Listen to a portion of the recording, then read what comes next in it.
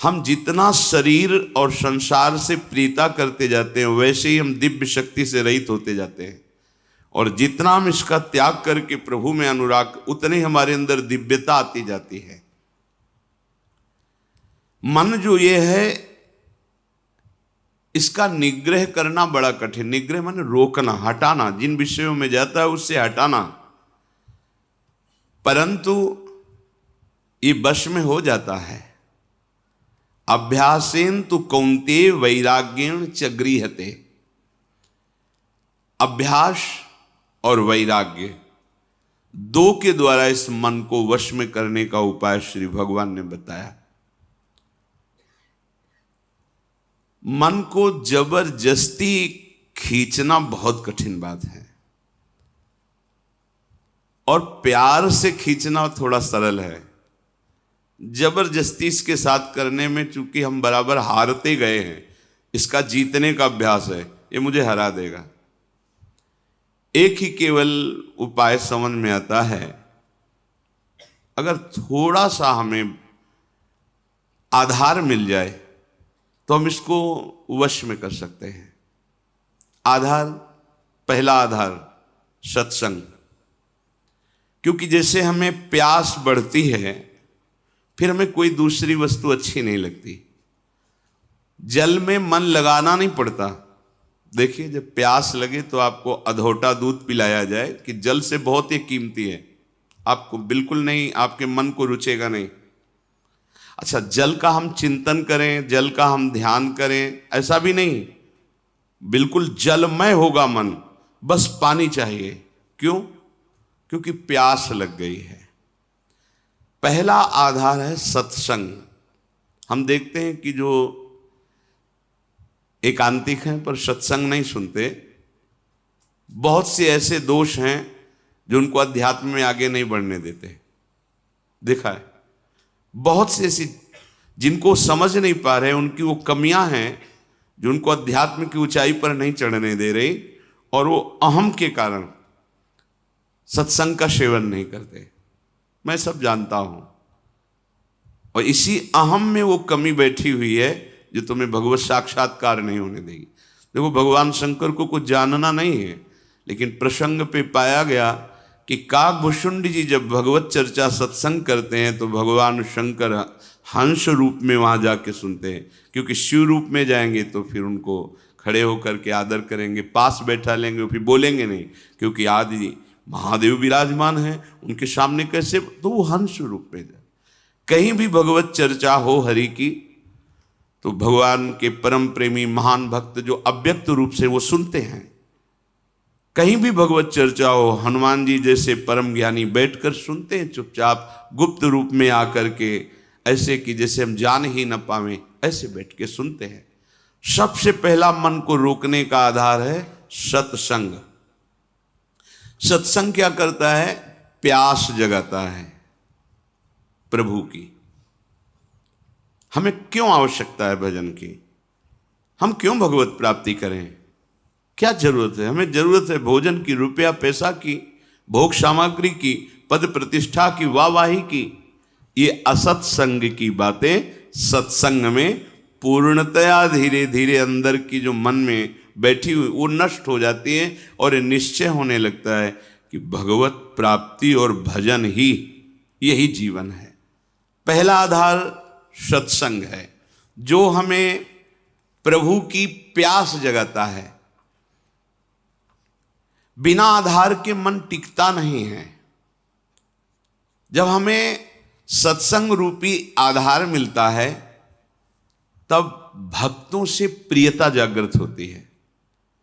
कई जैसे उपासकों ने बाहर के प्रश्न किया कि हम श्री जी को नहीं जानते, क्या संप्रदाय है, क्या उपासना, हम तो बस आप और आपकी बात को मानते हैं।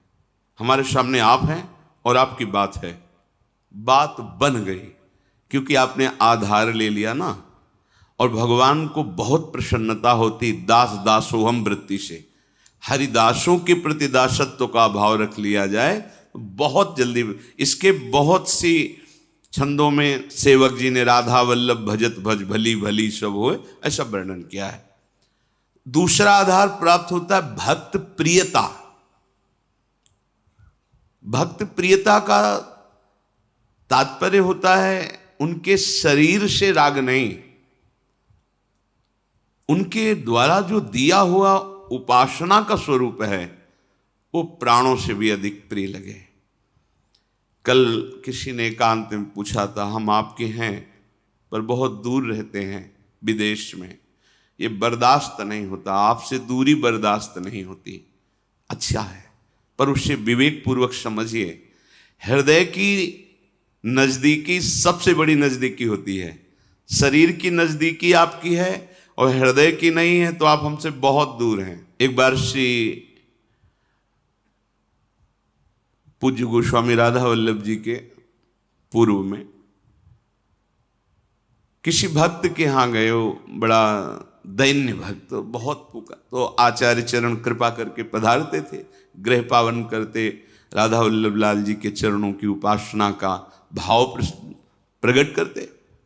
उन्होंने कुछ ऐसे नाम मात्र की भेंट दी, चरणों में रोए। तो एक शिष्य थे जो बहुत धनी मानी थे, तो उन्होंने एकांत में 1 लाख स्वर्ण मुद्राएं रखी और कहा, महाराज जी मुझे अच्छा नहीं लगता कि आप ऐसों के घर में जाएं, ये मुद्राएं रखिए, जब जितना आदेश करेंगे भेजते रहेंगे, ये हमारे गुरुदेव वैसे नहीं। उनका तो तुम समझते हो हम धन लेने के लिए इनके घर आए, उठाओ, आज के बाद कभी सामने मत आना, हम भाव ग्रहण करने आते हैं, धन उठाओ, हमारे पास राधा वल्लभ लाल रूपी धन, हटाओ इसको, कभी सामने मत आना हमारे। क्या उन्होंने गलत कहा था? वो धनी थे, उनको था कि शायद ऐसा नहीं, गलत सोच अंदर की है। गुरुदेव आपकी वस्तु है, आप कृपा करके स्वीकार कीजिए, ये तो चलता है, लेकिन आप उसके यहां नहीं जाइए। और ये तो दासता हो गई ना, तुम स्वामी हो गए ना आज्ञा करने वाले, धन के बल से ये अभिमान झलका ना, निकलो यहां से, तुरंत निकलो। बड़ा सूक्ष्म है भगवत मार्ग। नाहरमल जी महाराज देखा कि अपने पीताम्बर में सूखी लकड़ियां आचार्य चरण स्वयं बीन करके वृंदावन की लताओं से प्यारी जू के लिए रसोई अमनिया करते हैं।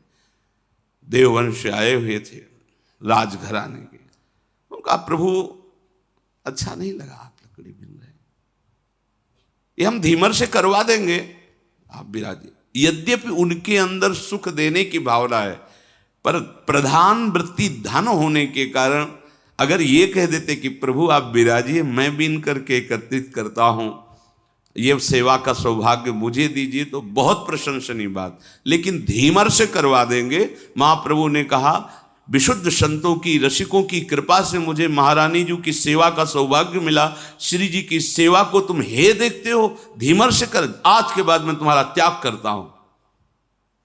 खूब रोए, श्री जी से प्रार्थना की, जब श्री जी ने आदेश किया तब फिर क्षमा किया। भक्तों के संग का निर्वाह करना बड़ा कठिन होता है, क्योंकि भक्त का संग का जब रंग चढ़ेगा तो वो अपने स्वामी के दरबार में ले जाने लायक बनाएंगे। और यही दरबार दीन को आदर रीति सदा चलिया। हमारे मालिक के दरबार में दैन्य का प्रयोग होता है, हम का नहीं, दीनता।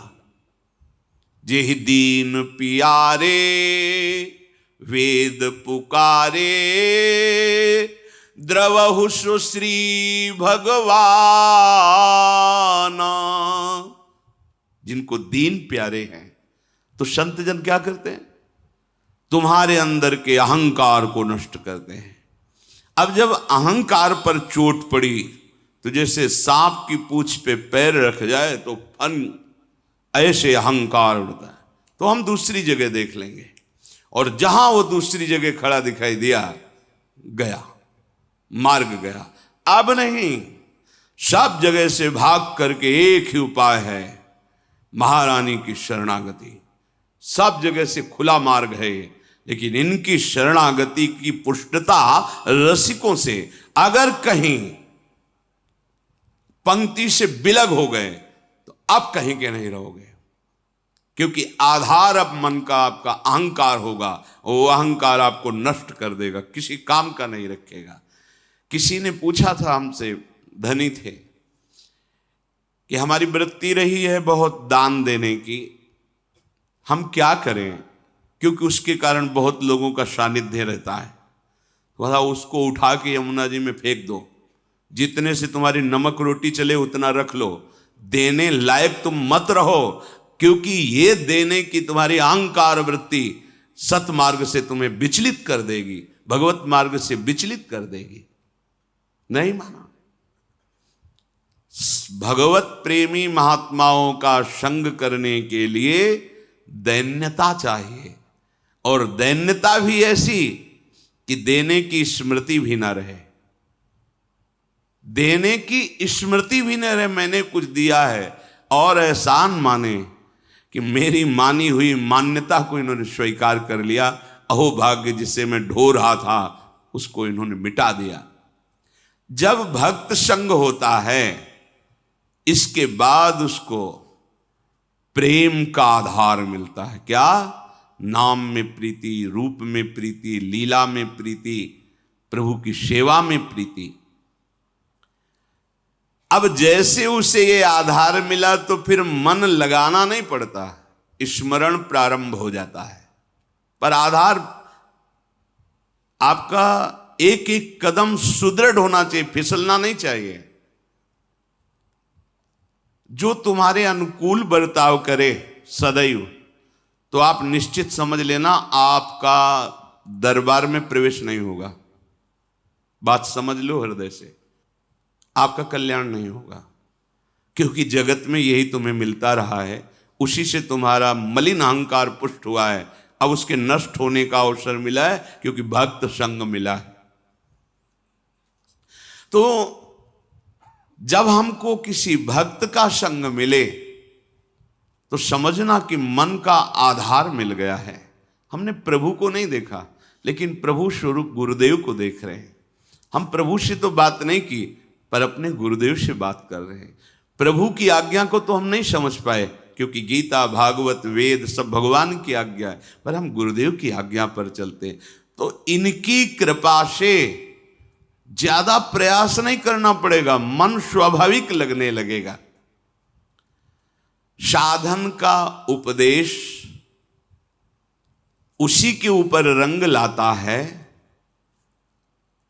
जो उनकी आज्ञा के अनुसार चलते। सुनते तो सब हैं, ध्यान रखना, रंग उसी के ऊपर। एक एक शब्द बहुत कीमती होता है। जब संत महात्मा बोलते तुम उसे ऐसा मत समझना कि इनका नशा है बोलना, एक एक शब्द बस पकड़ लो, ये परमार्थ है। एक एक शब्द पर ध्यान दो। अगर तुम उसे उपहास में ले लोगे तो कहते ही रहते, तो माया घसीट के वहां खड़ा कर देगी। अब ना पीछे के रह गए, जो मंत्र जपते थे वो नहीं चलेगा, क्योंकि तुमने दूसरा मंत्र ले लिया, और जहां मंत्र लिया वहां अपराध बन गया, अवज्ञा बन गया। अब ये भी नहीं चलेगा। वो होगा क्या? विषय चिंतन और लोक रिझावा, खत्म, परमार्थ खत्म। अध्यात्म यहां प्रकाशित होता है। गुरु आज्ञा से चलो, आपको मार्ग अंदर दिखाई देगा, शुद्ध दिव्य मार्ग, ये मार्ग चल रहे हैं। यदि आज्ञा का पालन नहीं किया तो एक शब्द याद रखो, तुम्हारा स्खलन हो जाएगा। स्खलन होता है गिर जाना, तुम पतित हो जाओगे, गिर जाओगे।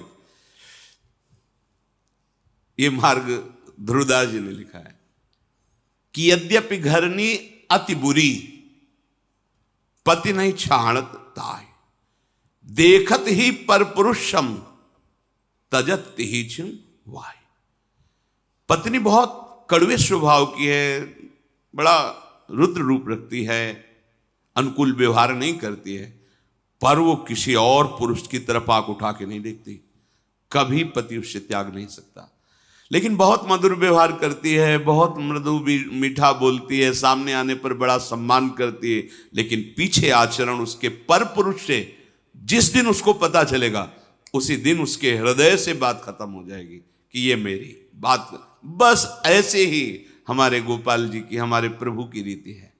मन वचन कर्म से प्रभु के अनन्य होकर एक भरोसो, एक बल, एक आस विश्व। अगर कहीं दिखाई दे गया कि दूसरे का आस, बस भी बहुत लंबी यात्रा है, आप मंजिल नहीं प्राप्त कर सकते। तो एक शब्द याद रखिए कि आज्ञा पालन न करना अर्थात अपने मार्ग से स्खलित हो जाना है। भक्ति साधन को मामूली साधन मत समझो। जो महाप्रेम प्रकट करके भगवान को अधीन कर दे, उसके लिए सिर्फ तुम्हारी अनन्यता की परीक्षा होगी। ध्यान रखना, सिर्फ अनन्यता की। आप अनन्य। हितोत्सव की बधाई में शब्द श्री जी ने निकाला था अंदर से कि निकुंज में बधाई बट रही तो निकुंज है, यहां भी एक बधाई सुन लो। यदि इनके सिवा तुम्हारे हृदय में अन्य आश्रय नहीं हुआ तो बधाई पक्की, आखिरी जन्म। तो आपको लगता है हवा में बोल गए। एक दिन टटिया स्थान के एक महापुरुष बहुत प्रसन्न थे। उन्होंने कहा आज जो आ जाएगा, जो मांगेगा वो दे देंगे। संतों की मौज होती। बिहारी जी की ऐसी लीला एक भी व्यक्ति नहीं गया उस दिन, एक भी। और आराम से बैठे तो सबसे कह दिया आज जो मांगेगा कोई, बिहारी जी मांगेगा बिहारी जी दे देंगे, प्रीति जो चाहेगा वो दे देंगे। गया ही नहीं। चिल्लाते जाओ तुम्हारा आखिरी जन्म। बोले हम ऐसे आचरण करेंगे कि तुम्हारी एक भी बात सत्य नहीं होने देंगे। अब फिर क्या है? अनन्यता होए अनन्य एक व्रत गहाओ, बस इतनी केवल मांग है। गीता जी में देख ले, भगवान ने बहुत बार अनन्यता के लिए कहा। साधन में योग्य सद्गुरुदेव ही परमार्थ हैं। योग्य शब्द इसलिए यहां महापुरुषों की वाणी है इसलिए लगाया कि पहले गुरु संग करना, पहला ही आधार बताया गया सत्संग, कि संग से ये देखना है कि ये जो मुझे स्वीकार कर रहे हैं मेरे धन के लिए, मेरे किसी पावर के लिए या किसी स्वार्थ के लिए तो नहीं है। अगर है तो नहीं बनाना चाहिए गुरु। जज स्वामी जब नारायण स्वामी के नाम से जो प्रसिद्ध हुए, जब उनको जज भाव से वैराग्य हुआ भगवत प्राप्ति के लिए, तो हरिद्वार गए, ऋषिकेश। वहां सब संतों के समीप चरणों में जाते और कहते मेरे पास अरबों की संपत्ति है और मुझे वैराग्य हो गया, बस सन्यास आप दे दीजिए और सारी संपत्ति ले लीजिए। तो बस सीधे उत्तर होता आप गंगा नहा के आ जाइए। वो दोबारा जाते नहीं उस आश्रम में, क्योंकि उनको ये लगता कि मेरी जज पद और मेरी संपत्ति का यहां मान हो रहा है, बात नहीं बनेगी। मैं अमुक हूं, मेरे पास इतना वैभव है और मैं विरक्त होना चाहता हूं, सब आपको देना। आओ आओ आओ, मतलब आदर किसका हो रहा है? नहीं।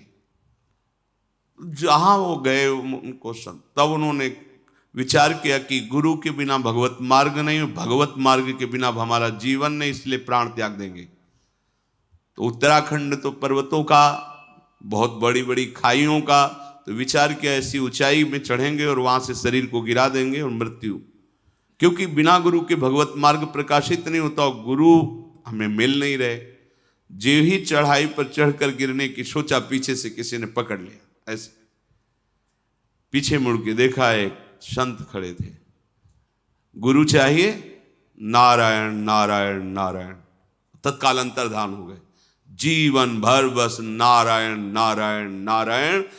तो भाई जी के समीप जब गीता वाटिका में गए थे तो नाम महिमा दिखाने के लिए, कोई चमत्कार नहीं, वो एक ऐसे नली रखे, कहीं भी रख दो, यहां रख दो, कान में लगाओ तो यहां नस जैसे धक धक ऐसे होती, ऐसे नारायण नारायण नारायण नारायण।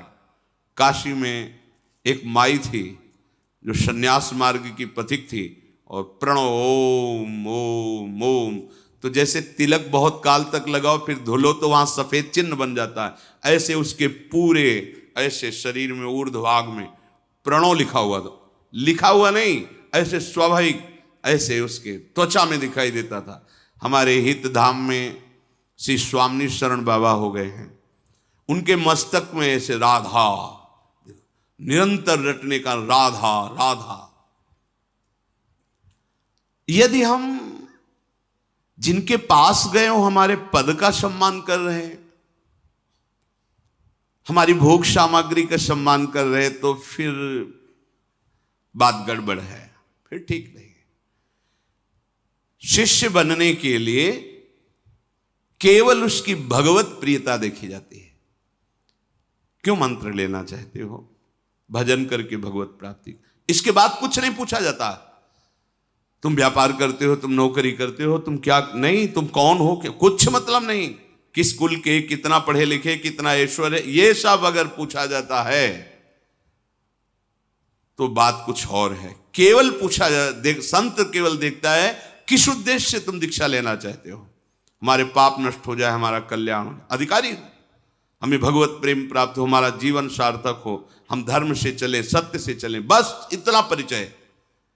आप जो भी हो मेरे प्रभु के अंश हो, जहां के भी हो हमारे प्रभु की गोद में हो, चलो भगवत मार्ग में, बस इतना परिचय आवश्यक है। तब लग जोगी जगत गुरु, जब लग रहे निराश, और जब आशा मन में भई तो जग गुरु और जोगी दास। ये भगवत मार्ग है। इसलिए कह रहे हैं भगवत मार्ग प्रकाशित होता है गुरुदेव से, पर योग्य गुरु आवश्यक है। यदि गुरु ना मिले तो भगवान से प्रार्थना करो, उनका नाम जप करते हुए कि मुझे गुरुदेव रूप से मिलो। भगवान के नाम का आधार पकड़ो और उनसे प्रार्थना करो कि कोई वैष्णव, कोई परम हंस, कोई भगवत प्रेमी महात्मा जो आप में रमण कर रहा है, आप जिसके हृदय में खेल रहे हैं, मुझे परिचय नहीं, आप मुझे मिलाओ। भगवान मिला देंगे, या वो स्वयं आके वर्ण कर लेंगे या वहां पहुंचा देंगे, और नहीं। अपने आप से निर्णय मत कीजिए, आज बनाया कल छोड़ दिया, ये खिलवाड़ का मार्ग नहीं है। इसमें अपराध बनेगा और आपका चांस जो भगवत प्राप्ति का है वो मुश्किल हो जाएगा। जब हम गुरुदेव को अपने मन का आधार बना लेते हैं तो हमारे मन को संबंध देते हैं। प्रभु हमारे बेटा हैं, प्रभु हमारे पिता हैं, प्रभु हमारे सखा हैं, प्रभु हमारे मालिक हैं, मैं प्रभु का दास हूं, या प्रभु हमारे पति हैं, या युगल हमारे स्वामी हैं, हम उनकी निजदासी सहचरी। गुरु भाव देते हैं। गुरु प्रदत्त भाव को स्वीकार करना, मन का आधार प्रकट हो जाना। अब मन नहीं जाएगा। कोई भी उपासना हो गुरु प्रदत्त, उसमें भाव होता है। बोले किस भाव की उपासना? बोले गोपी भाव की, सखा भाव की, वात्सल्य भाव की, दास्य भाव की, सहचरी भाव की। जब हमारे हृदय में भाव प्रकट हो जाता है फिर ये बात नहीं रहती कि अब मन कहां लगाएं, हमारा आधार बन गया।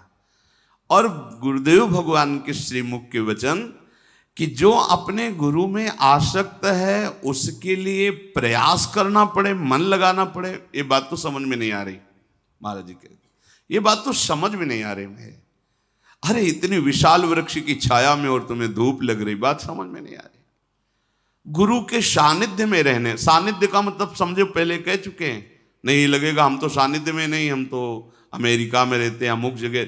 जो गुरु सानिध्य मतलब उनकी आज्ञा में है, हृदय की दूरी है, हृदय की नजदीकी है।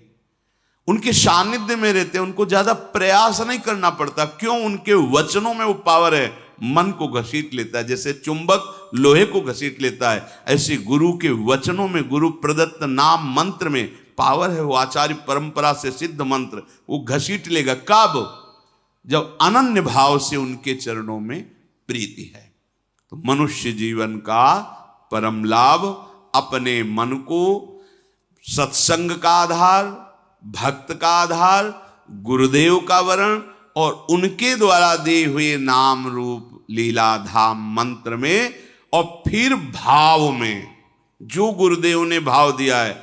अब अपना भाव नहीं, अपना भाव तो गुरुदेव में है, अब गुरुदेव का भाव हमारे हृदय में, जीवन परम धन्य हो गया।